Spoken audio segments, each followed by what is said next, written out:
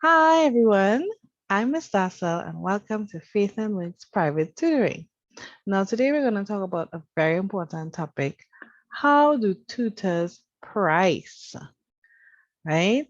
So you're a parent or a student and you're looking for a tutor and there are thousands of tutors to choose, right? And we have a video, uh, it will be linked, right?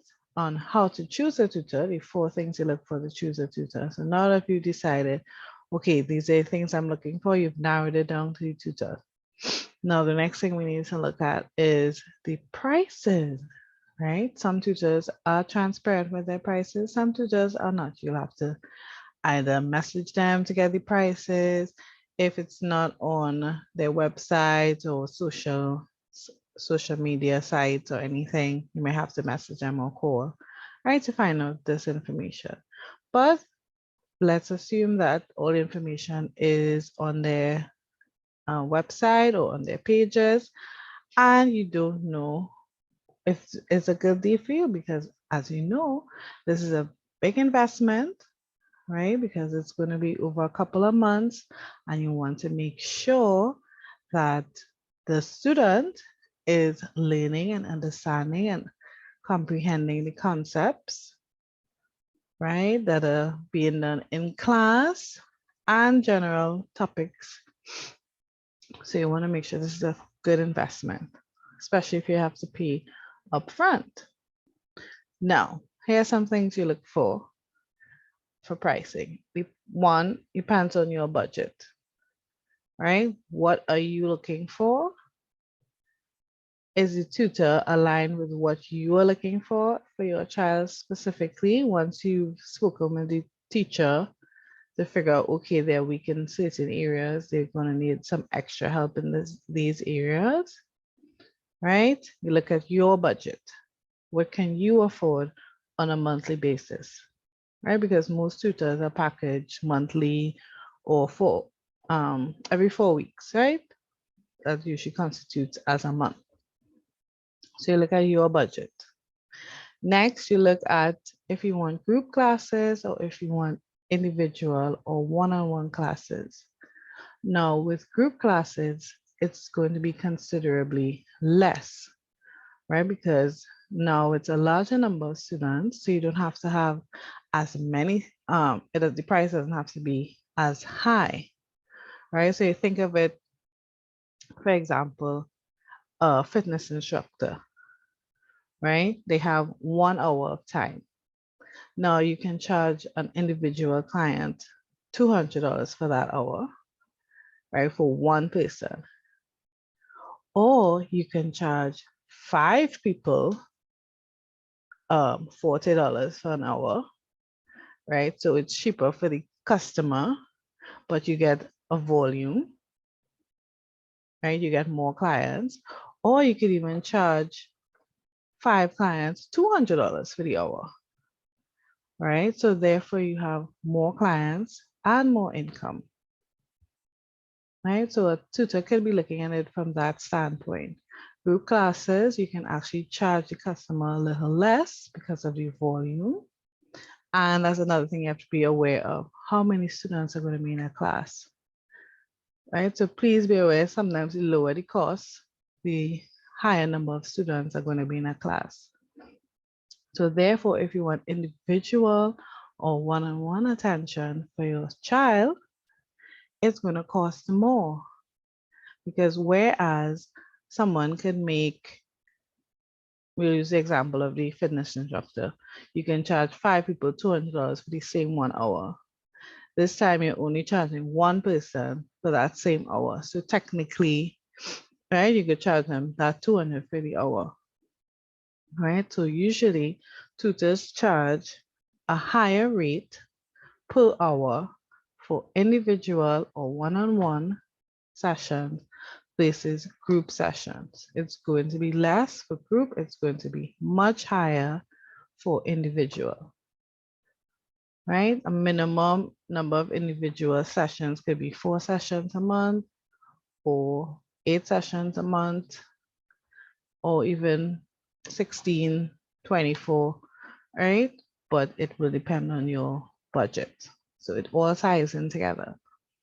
The next criteria, the number of minutes, all right? So some tutors charge in 45-minute increments, a 50-minute class, a 60-minute class, a 90-minute class, right? It depends on what their time is worth. So they would price according to that. So sometimes you may get a 45-minute class, sometimes you may get an hour class. And that usually ties in for the one-on-one student, right? So their time and the worth of their time, that's a component as well. Next, supply and demand, right? If it's a topic, for example, math, English, reading, sciences, those are the most popular topics, right? That's a very saturated market. So one, you're gonna have a higher amount of students that will need those classes. So those prices will be a little more competitive, not exactly low, but they're gonna be a little more competitive. You're gonna have a wider variety of tutors to choose from, right? And the prices are gonna be a little more reasonable compared to if it's a specialized topic, for example, computer programming or SATs or law or history or language, for example, as a little more niched. So those prices may be a little higher because that demand is going to be a little less. So if I'm a history tutor, for example, I'm not going to have thousands of students, right? Especially if I teach in a certain curriculum. For example, I'm based in Trinidad and Tobago. We have a certain Caribbean curriculum, right? So I can only reach a certain number of students. Whereas math is universal, right? Everybody has to do math, right? So my reach could be a lot longer with a more general topic, right? So supply and demand affects price. Fourth thing, online versus in person or at home.